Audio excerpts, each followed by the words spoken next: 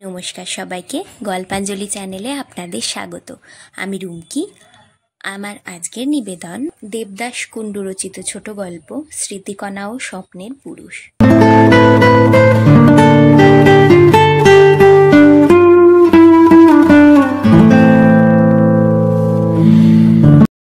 শহরতলির এই ছোট্ট স্টেশনটা বড় প্রিয় স্মৃতিকণার। দুদিকে প্ল্যাটফর্ম, শেড দেওয়া ওভারব্রিজ, টিকিট কাউন্টার, সামনে ছোট্ট টি স্টল, পাশে ম্যাগাজিনের দোকান, এপাশে ওপাশে দু চারটে ফলের ডালা, স্টেশন চত্বরের বাইরে রিক্সা স্ট্যান্ড, বাজার। প্ল্যাটফর্মের বুকে মাপা মাপা দূরত্বে কৃষ্ণচূড়া গাছ, নিচে বসার বেঞ্চ, লাল সিমেন্টের গোল বেদি, তারই এক কোনায় বসে স্মৃতিকণা। ওপারে প্ল্যাটফর্মের গায়ে ছোট পুকুর, পুকুর ঘিরে বৃত্তাকারে গাছ, শান্ত জলের বুক ছুঁয়ে উড়ে যায় মাছরাঙা দু একটা পাখি। এসব আনমনে দেখছিল স্মৃতিকণা। সময় পেরিয়ে ট্রেন না আসায় যাত্রীরা ক্ষুব্ধ, বিরক্ত মুখে গিলে করা ভাঁজ, ঠোঁট ছুঁয়ে দু একটা অশ্লীল মন্তব্য। স্মৃতিকণার সেদিকে খেয়াল নেই, অন্যমনে চুপচাপ। ছোটবেলা থেকে একটু কল্পনাপ্রিয় স্মৃতিকণা। নির্জন দুপুরে আনে তার মনে গভীর নিঃসঙ্গতা। মেঘলা দিনের আলো আঁধারিতে তার বুকের ভিতর ঝরে পড়ে টুপটাপ বিষণ্ণতা। রোদ মাখা দিনে বাতাসে বেঁচে ওঠার ঘ্রাণ নেয় সে, চুপচাপ। একাকিত্ব প্রিয়। স্টেশন থেকে তাদের বাড়ি দূরে নয়, তবে কাছেও নয়। রাতের ট্রেনের ঝমঝম শব্দে খুশির জলতরঙ্গ বেজে ওঠে তার মনের নির্জন ঘরে। স্মৃতিকণা দেখতে তেমন সুন্দরী নয়, খুব সাধারণ, মাঝারি গড়ন, চাপা নাক, হালকা গোলাপি গায়ের রং, মাথায় মাঝারি চুল, পরনে হলুদ শাড়ি, কাঁধে কাপড়ের ব্যাগ, ভেতরে বই খাতা, খোলা প্ল্যাটফর্ম, বাতাস এসে উড়িয়ে দেয় স্মৃতিকণার আঁচল, আবার মুখে এসে পড়ে, চোখের ওপর আড়াল সরিয়ে দেয়। একটু সচেতন হয়, হাতঘড়ি দেখে, দেরি হয়ে যাচ্ছে, উঠে দাঁড়ায়, প্ল্যাটফর্মের ধারে আসে, ঝুঁকে তাকায়, ট্রেন আসছে। যাত্রীদের মধ্যে ব্যস্ততা চোখে পড়ে। হঠাৎ চোখ আটকে যায় সেই লম্বা পুরুষটির দিকে। প্রথম দিন চমকে উঠেছিল স্মৃতিকণা। তার স্বপ্নের পুরুষ এইখানে, 3 হাত দূরে। মুখ না দেখা পর্যন্ত বুকে আশঙ্কা ওত পেতেছিল। সিগারেটের ধোঁয়া ছাড়ল এই পাশে তাকিয়ে। মুখ দেখল স্মৃতিকণা। একরাশ বিষণ্ণতার কুয়াশা তার মনকে আচ্ছন্ন করল। রুক্ষ চুল, গালে বিবর্ণ দাড়ি, শীর্ণ মুখ, মুখে চোখের নিচে সবুজ কালচে আভা। বেশি সময় চোখ রাখলে ভ্রু কুঁচকে ওঠে, বিরক্ত করে। সেদিনের পর আর পুরুষটির দিকে তাকায়নি স্মৃতিকণা। বুকের ভিতর স্বপ্নের পুরুষ জেগে ওঠে বারবার। সুদর্শন চেহারা, লম্বা, স্বাস্থ্য উজ্জ্বল, চওড়া শক্ত কাঁধ, মসৃণ মুখে ব্যক্তিত্বের লাবণ্য, ঢেউ খেলানো ঘন কালো চুল, চোখে নীলাভ কাঁচ, নিখুঁত গোঁফ, মনোরম মুখশ্রী। 2-3টি প্ল্যাটফর্ম নির্বিঘ্নে পেরিয়ে এসেছে ট্রেনটি। এই স্টেশনের মুখে থেমে রয়েছে অনেকক্ষণ। জ্যৈষ্ঠের তাপ আর ট্রেনের দেরির জন্য অনেক অফিস যাত্রী বিরক্ত। স্মৃতিকণার কোনো ভাবান্তর নেই, নির্বিকার। জানালায় মুখ রেখে বাইরের রোদ দেখছে নির্লিপ্ত চোখে। কলেজে দেরি হচ্ছে, অথচ কোনো উত্তেজনা নেই। এই ট্রেন থেমে যাওয়া বেশ লাগছে তার। যেতে যেতে একটু থামতে হয় পথে, কোথাও অল্প সময়, কোথাও বেশি। জীবনের সঙ্গে এর একটা যোগসূত্র আছে, এই থেমে পড়া, এই অপেক্ষা। এরই ভিতর একদিন সে খুঁজে পাবে তার স্বপ্নের পুরুষ। তাকে নিয়ে যাবে অন্য এক জীবনের সুখের উপত্যকায়। সেখানে সতেজ বাতাস, সবুজ বনানী, মাথার উপর নীল আকাশ। বাতাস থেকে মাঝে মাঝে সেই জীবনের অদ্ভুত সুখকর গন্ধ কুড়িয়ে নেয় স্মৃতিকণা। 15 মিনিটে ট্রেন শিয়ালদা এসে থামল। গাড়ির পেট থেকে বেরিয়ে এলো অগণিত মানুষ। ভিড়ের ভিতর দাঁড়িয়ে স্মৃতিকণার হঠাৎ মনে পড়ল মান্থলি শেষ হয়েছে 3 দিন, রিনিউ করা হয়নি। 2টো টিউশনির টাকা সংসারের পেটে চালান হয়ে গেছে কবে। বাকিটার টাকাটা এখনো হাতে আসেনি, অথচ মান্থলিটা করা দরকার। এইভাবে ভাবতেই শরীরে আতঙ্ক খেলে গেল। মার উপর রাগ হলো। টাকাটা এই মাসে দিতে চায়নি সে। না দিলে চলবে কেমন করে, মা বলেছিল। তা আমি কি জানি, স্মৃতিকণার জবাব। তুই বড় হয়েছিস কিসের জন্য? একটু সাহায্য করবি না সংসারে? আমাকে কে সাহায্য করে? স্মৃতিকণা এত কিছু বলার পরও মা টাকাটা তার ব্যাগ থেকে তুলে নিয়েছিল গোপনে। মার ওপর দোষ দেওয়া ছেলেমানুষি কাণ্ড। বাবার ব্যবসা চলছিল না, মাথায় কি এলো যে বাবার, পার্টনার নিল, সেই ডোবালে এখন সার্ভিস করেন। কপাল, এসব তার কপাল। কোথায় একটু পড়াশোনা শিখে ভালো চাকরি নিয়ে সুস্থ সুন্দর জীবনের সঙ্গে ঘনিষ্ঠতা গড়বে তা না, দুঃখ আর চাপা যন্ত্রণা অসহায় ভিখারির মতো গুমড়ে মরে বুকের ভিতর। এখন বুঝতে পারল স্মৃতিকণা। লোকের ঠেলাঠেলিতে সে গেটের কাছে এসে পড়েছে। চেকারটা তার দিকে তাকিয়ে হাসছে। সেও ঠোঁটে মৃদু হাসি ছড়িয়ে দ্রুত গেটটা পেরিয়ে রাস্তায় এসে দাঁড়ালো। এভাবে আর কদিন? নিজেকে বড় ছোট মনে হলো তার। 2। আজকাল কলেজের আবহাওয়া গরম, সামনে ইলেকশন। ছাত্র পরিষদ RSFI 2 দলে তীব্র প্রতিযোগিতা, চাপা বিক্ষোভ। ক্লাস আজকাল হয় না, কলেজ জুড়ে শুধু পোস্টার আর মিছিল। র্যাগিং নিয়ে গন্ডগোল হয়েছিল গত বছর, এসব পছন্দ নয় তার। বেছে বেছে তাই এই কলেজে ভর্তি হয়েছিল সে।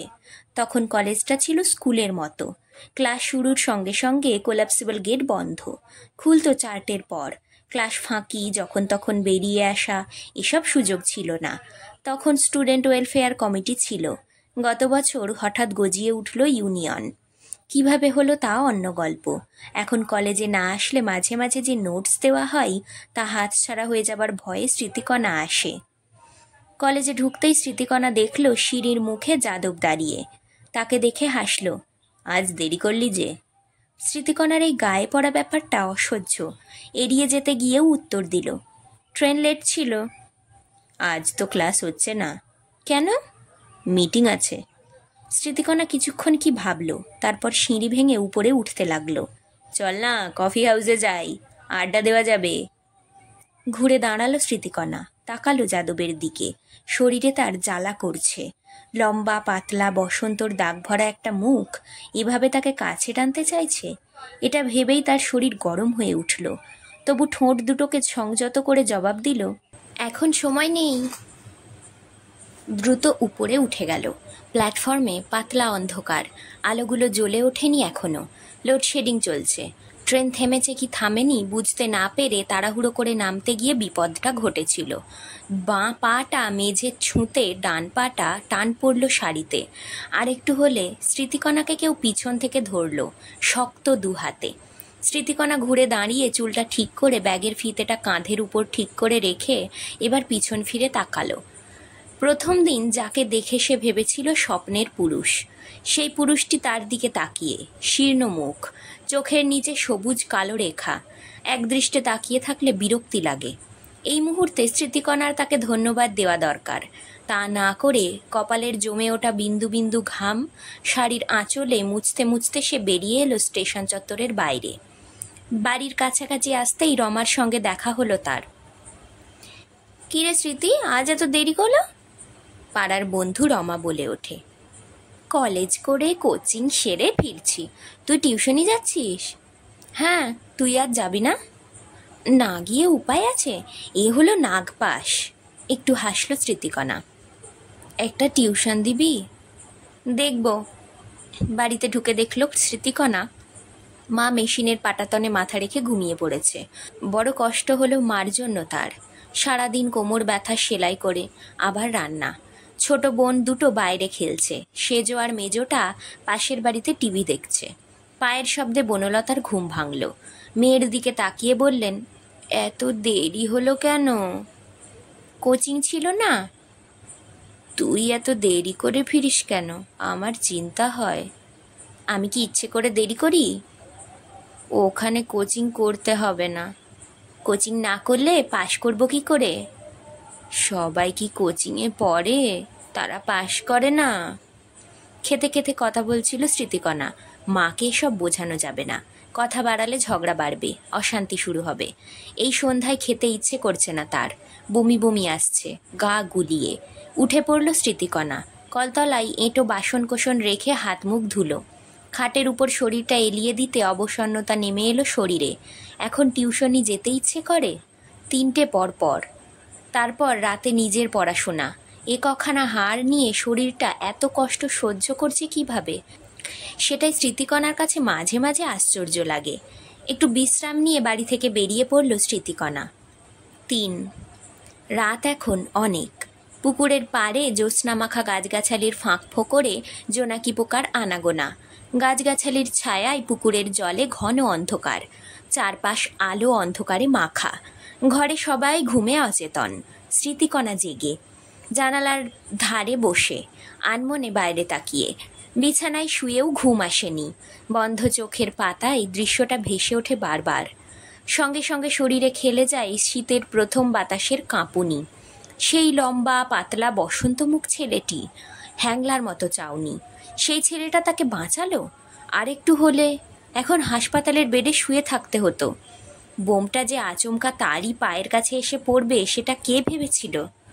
বন্ধুদের নিয়ে সেখান থেকে বেরিয়ে আসতে চাইছিল, বন্ধুরা যেতে রাজি হয়নি।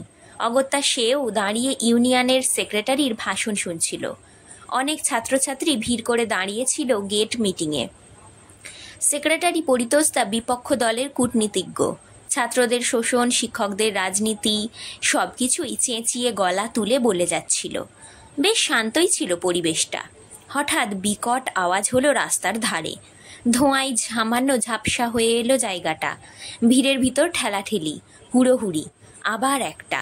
এটা ঠিক স্মৃতিকণার পায়ের কাছে। ঠিক তখনই যাদবটাকে টেনে নিয়ে ক্যান্টিনের ভিতরে ঢুকে পড়ে। স্মৃতিকণা তখনকার মানসিক অবস্থা ব্যাখ্যা করতে পারবে না। শুকনো ঠোঁট ভিজিয়েছিল যাদবের এনে দেওয়া গ্লাস ভরা জলে।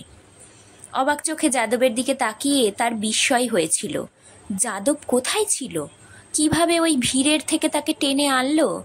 এসব কিছুই কেমন রহস্যময় লাগছে তার কাছে। এখন ঘটনাটার কথা ভাবলেই তার বুকের ভিতর ফুলে ওঠে চাপা যন্ত্রণা। যাদব তাকে বাঁচিয়েছিল ঠিকই, কিন্তু পরে তার উপর রাগ হয়েছিল।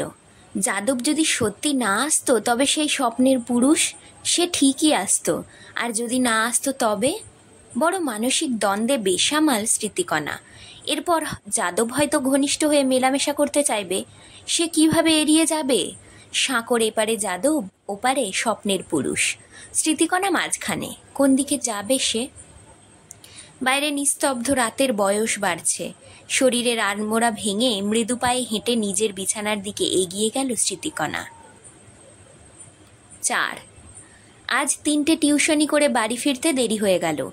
তৃতীয় টিউশনিটা শেষ হয়েছে সময় মতোই, কিন্তু কলেজের গণ্ডগোলের ঘটনাটা বলতে গিয়েই দেরি হয়ে গেল। তবে তেমন দেরি হয়নি। রাস্তায় এসে বুঝতে পারল স্মৃতিকণা, জোরে বাতাস বইছে, একটু পরেই হয়তো বৃষ্টি নামবে। দূরে আকাশে গাছপালার ফাঁকে আলো ঝিলিক দিচ্ছে। গুরু গুরু শব্দ। তাড়াতাড়ি পা চালালো স্মৃতিকণা। 1 পা 2 পা যেতে না যেতেই বৃষ্টির বড় বড় ফোঁটা গায়ে, মুখে, চোখে এসে বিঁধল। তবু কিছুটা হাঁটল সে। এবার অভিমানী মেয়ের কান্নার মতো ঝরঝর করে ঝরে পড়ল। একটা বাড়ির শেডের নিচে দাঁড়ালো সে, কিন্তু উপায় নেই। 3-4টে বখাটে ছেলে হুমড়ি খেয়ে গায়ে পড়ছে বারবার। 2-একটা অশ্লীল সংলাপ। একবার ধারালো চোখে ছেলে 3টেকে দেখে বৃষ্টির ভিতর নেমে হাঁটতে লাগলো বড় বড় পা ফেলে। ছেলে 3টে কিছু বলল হয়তো, স্মৃতিকণা শুনতে পেল না। ব্যানার্জি পাড়ার বাঁ দিকের গলিটা বড় নির্জন, অথচ এই গলি দিয়ে বাড়ি যেতে হবে তাকে। আজ ভয় হচ্ছে। অন্যদিন লোকজন থাকে, আজ বৃষ্টিতে ফাঁকা। বটগাছটার পাশ দিয়ে হেঁটে যেতেই সে বুঝল শাড়ি ভিজে জবজব করছে। নিজেরই কেমন সংকোচ হলো শরীরের দিকে তাকিয়ে। হঠাৎ পিছনে ঘাড় ঘোরায় স্মৃতিকণা। 2টো ছেলে এগিয়ে আসছে বড় বড় পা ফেলে।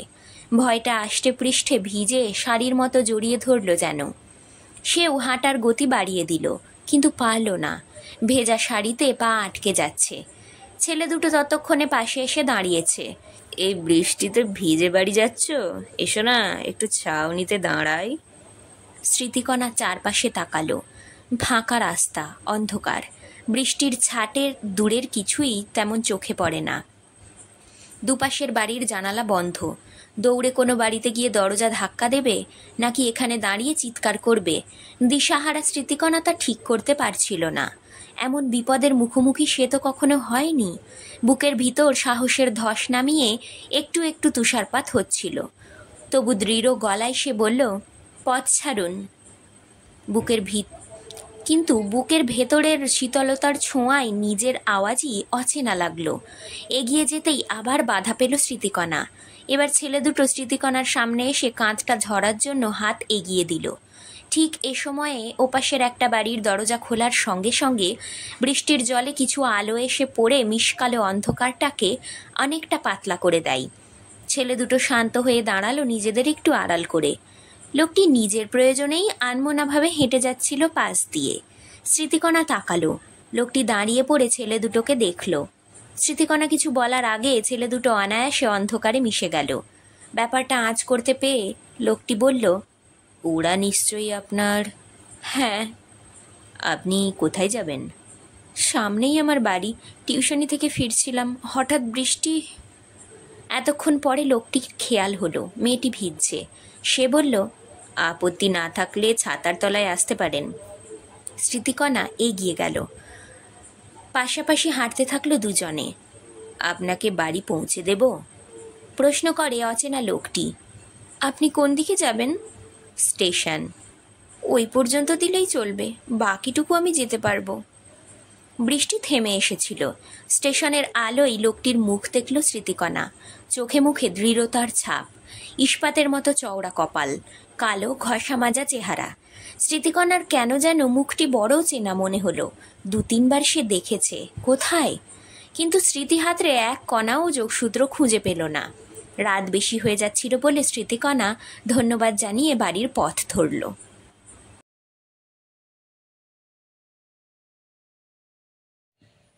আজকের গল্পপাঠ এখানেই শেষ। গল্পপাঠ ভালো লাগলে অবশ্যই একটা লাইক দিয়ে যাবেন আর নিজের চেনা পরিচিত মানুষদের সাথে শেয়ার করে দেবেন। আর আজ যারা নতুন আমার চ্যানেলে, অবশ্যই সাবস্ক্রাইব করবেন। আপনার একটি সাবস্ক্রিপশান আমাকে আরও অনেক নতুন গল্প পড়তে অনুপ্রেরণা যোগাবে। ধন্যবাদ। ভালো থাকবেন সবাই।